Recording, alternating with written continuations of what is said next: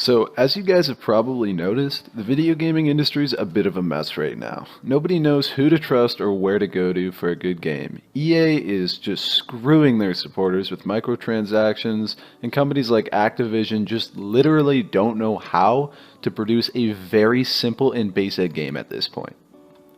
So, for those of you out there who are like me, who really like to play games, there's just not a lot for us to buy and not a lot that we want to play.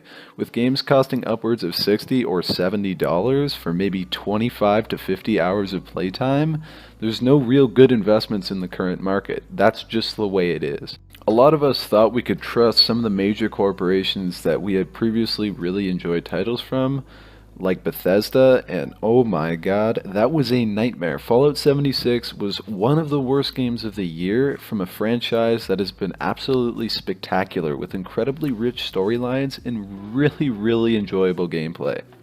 And we all kind of saw this coming, but Activision just can't do anything anymore. It's not even worth purchasing any Call of Duty at this point. None of them are any good. This includes probably the last 3 or 4 titles, and honestly, I haven't enjoyed a Call of Duty game since maybe Modern Warfare 3. That's embarrassing for a multi-billion-dollar corporation. Now please don't even get me started on the Battlefield series. They put out a great game, Battlefield 1. It was super enjoyable, pretty original. We hadn't seen a lot of World War I games, to be honest.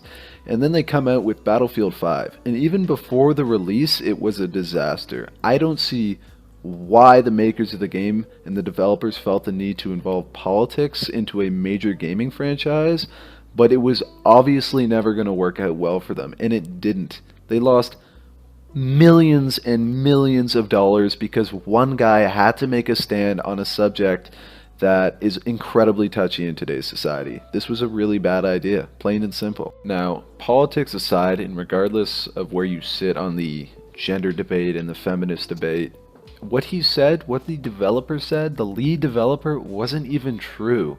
He was talking about women fighting in World War II, and sure, some of them did contribute to that effort. They were not fighting in mass. It just didn't happen. You didn't see hundreds of thousands of women deployed on the front line.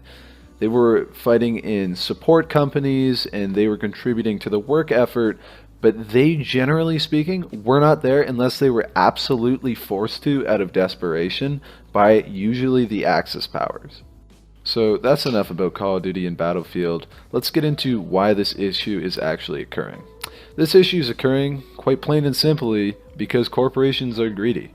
And it's okay for corporations to make money, don't get me wrong, it's great. I want the developers of the games I love to make a good living, to make a good amount of money, to make their money back and then some, to make a tidy profit. But if their game is underdeveloped and unfinished, and they're pumping it out there for a lot of money, $60 is hours of work for a lot of us, then I have a serious problem with that. That's not fair to the player base, it's not fair to the community, and it's just not fair to people like you and me. So recently we've been seeing a lot of people actually kick back against these major corporations. Battlefield 5 just didn't sell. The developers told people to vote with their wallets, and they did. People didn't buy the game. They were done with EA's bullshit. And that's the way it should be. This shouldn't be a one-time thing. It should be like this every time. If Activision's gonna make a shitty game, they shouldn't buy it. People should not buy that game. Don't buy it because you feel compelled to. Don't buy it because you like the title. Nothing like that. If the game's not good, don't give them free money. It's just not worth it. Now, aside from EA's recent release of Battlefield 5, they've been having microtransactions in their game for years now, especially with their FIFA series and NBA and all that crap. Like, it is ridiculous. People are spending hundreds of dollars on cosmetics. And in the case of NBA, no multiplayer game should have a mechanic where you can pay to get a better player. That's ridiculous. That goes against the very spirit of gaming. It's not okay, and we shouldn't accept it. Don't get me wrong. It's cool to have microtransactions in game. It makes a lot of games free, and a lot of people are okay with that. If you don't really care about cosmetics, then cool, you get a free game. That's awesome for you. But when you start making microtransactions incredibly influential in the online gameplay, then we have a problem, because people aren't going to be playing fairly. Okay, if you have a competitive game and you can pay for certain advantages, then the game's just going to be a disaster. Now, in the case of Call of Duty, of course, you could pay for cosmetic things like reticles and skins and all of that crap, or like CSGO, which I totally understand, okay? I'm super into that stuff too. I love knives and weapon skins and all that stuff. But when you get to the point where people have to spend like $100 to get all the reticles in a game, I can't understand that. You should put this content out with the game. And this whole controversy where they were charging $1 for a single red dot reticle, that is unbelievable. You cannot tell me that that small collection of pixels is worth $1. It just does not add up. There are actual games that are worth just about $1 that are actually kind of decent.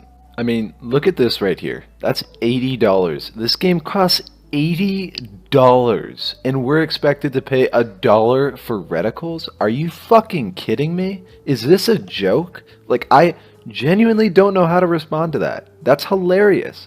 I'm not going to spend $1 on a fucking reticle. Nobody should. And whether it be a reticle or cheetah print skins or whatever, it doesn't make sense. These games cost a lot of money.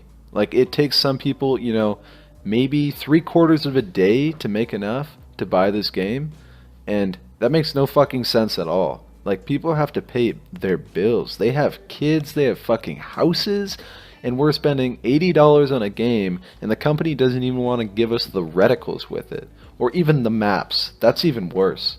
You know, you release a game with like 7 maps, and you make us pay like $30 for 3 more maps. That was a historical issue with the Call of Duties that we're just gonna have to forgive because that happened in the past.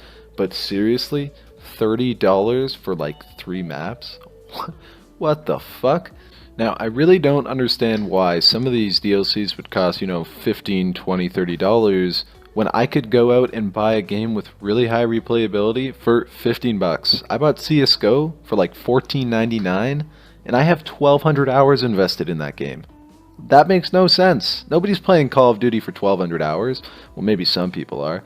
But they come out with a Call of Duty every year anyway, so what does it matter? You're buying a DLC for $20 that maybe you get fucking 20 hours of playtime out of. That's ridiculous. That's pointless. It's useless. It's a waste of money. I don't understand this. So that about wraps up what I have to say about the current state of the gaming industry. I know I went a little bit hard on them, but they do deserve it. It's tough love. I love the industry, even though a lot of the corporations are going in a pretty bad direction right now. And it's important not to forget that we want to work with these people. We don't necessarily just want to condemn them. We want them to make good games. They have the resources to do it. A lot of them have the people needed to do it. So let's just keep encouraging them. We do need to vote with our wallets, and we do need to be clear when we don't like something, but let's try and help them out and give them feedback instead of just cursing them. But fuck you, Bethesda. Seriously. Anyways, guys, please like and subscribe if you enjoyed this video, and I'll see you next week. Peace.